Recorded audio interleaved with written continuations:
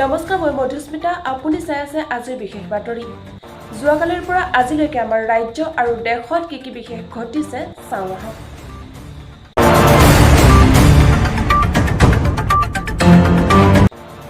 দেশত পুনৰ লকডাউন হোৱাৰ যি উৰাবাতৰি ওলাইছিল চৰকাৰে তাক সম্পূৰ্ণ মিছা বুলি স্পষ্ট কৰি দিছে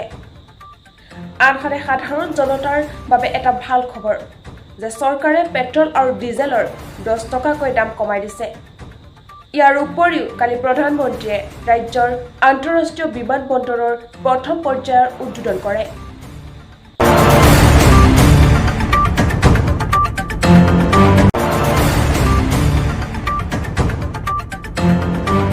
নিৰ্বাচনী গৰম আৰু নিৰাপত্তা অসমত বিধানসভাত নিৰ্বাচনৰ প্ৰস্তুতি তুংগত উঠিছে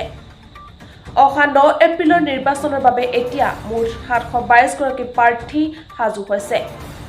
নিৰ্বাচন আয়োগে যোৱা কেইদিনমানত ৰাজ্যৰ বিভিন্ন প্ৰান্তৰ পৰা প্ৰায় 37 কোটি টকাৰ অবৈধ সামগ্ৰী জব্দ কৰিছে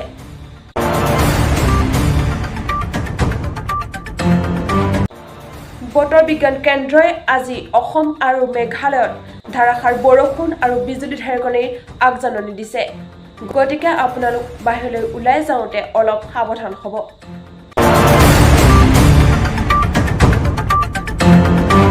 IPL আৰু লক্ষ্য সেনাৰ খেলপথাৰত এতিয়া IPL 2026ৰ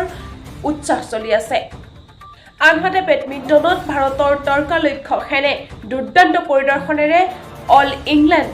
ওপেন সেমি ফাইনেলত প্ৰৱেশ কৰি দেশলৈ গৌৰৱ কঢ়িয়াই আনে আজিৰ বাবে খবৰ ইমানেই অধিক আপডেটৰ বাবে আমাৰ সৈতে জড়িত হৈ থাকক